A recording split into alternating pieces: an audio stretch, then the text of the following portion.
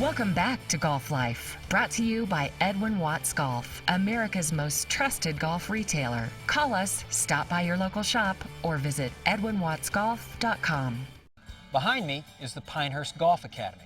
Notice we've got quite a few people out here hitting balls today. I can promise you I can walk down this tee and look at their setup and tell you where that golf ball is going to travel. Wow, how profound is that? So you definitely want to have a solid setup because it sets the grass roots for your entire golf swing. And I'm going to take you through that process today so that you can develop a sound setup to begin your golf swing. So as we take a look at it here, we want to take the stance as being the width of our shoulders.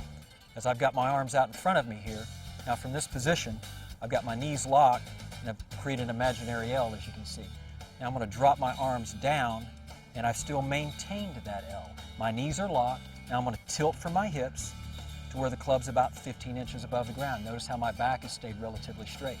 So now from this position here, I'm going to slightly unlock my knees.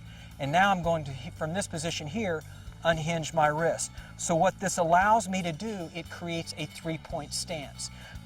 The end of the club points at my belt buckle, but if you'll look, now this shaft that I have in the ground, this tour stick, it's on the balls of my feet, up to my kneecaps, and on the shoulders, or the back of my shoulders here. So I've created a three-point stance here. 1, 2, and 3.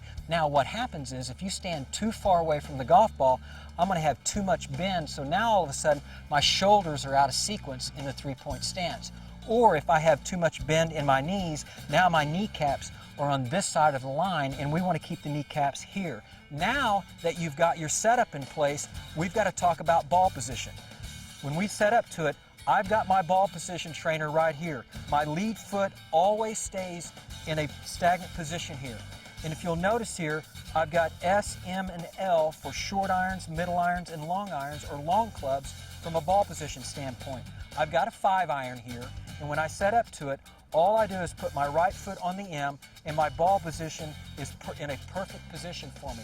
If I were to go to a longer club, I move my right foot over to the L. If I'm going to a shorter club, I just move it to the S. All I have to focus on is my right foot going from short, middle, and to long.